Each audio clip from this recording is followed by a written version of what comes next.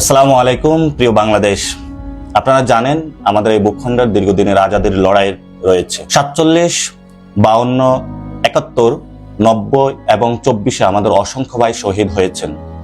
গণ অভ্যুত্থানে অসংখ্য মানুষ জীবন দিয়েছেন এবং তাদেরই পরে রিসেন্ট সময়ে আধিপত্যবাদের বিরুদ্ধে ইনসাফের একটি বাংলাদেশ কায়েমে আমাদের ওসমান হাদি শহীদ হয়েছেন।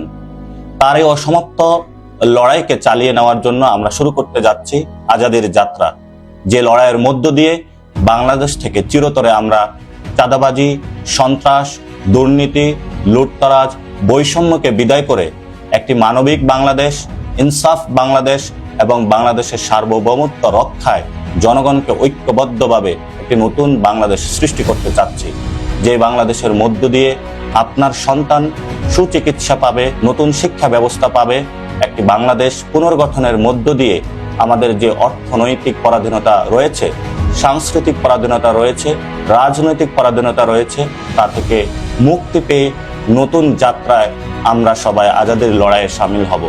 আমরা আগামীকাল থেকে এই আজাদের যাত্রা শুরু করছি। আমরা সকালেই শহীদ ওসমান হাদির কবরের পাশেই ঢাকা বিশ্ববিদ্যালয়ের কেন্দ্রীয় যে জামে মসজিদ রয়েছে সেখানে নামাজ পড়ে শহীদ ওসমান হাদির কবর জিয়ারত করব।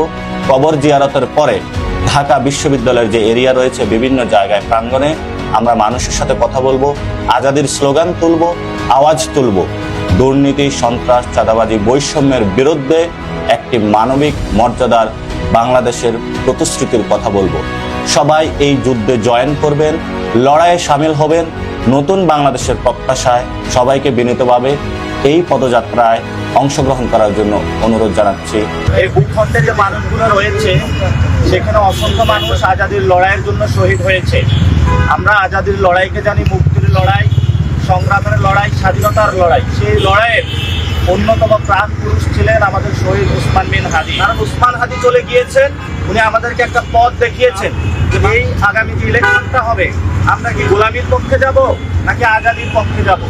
এই জন্য আমরা আজাদির গ্রুপকে পছন্দ করেছি। আজকে ঢাকা বিশ্ববিদ্যালয় এরিয়ায় আমরা আজাদি যাত্রা শুরু করলাম। যদি কোনো ব্যক্তি বা কোনো দল আপনাদের কাছে চাঁদাবাজি করে, সন্ত্রাসী কার্যক্রম করে, দখলদারিত্ব করে, তাহলে আপনারা আজাদির স্লোগান তুলে তাদেরকে আপনারা গ্রেপ্তার করে প্রশাসনের হাতে তুলে দেবেন।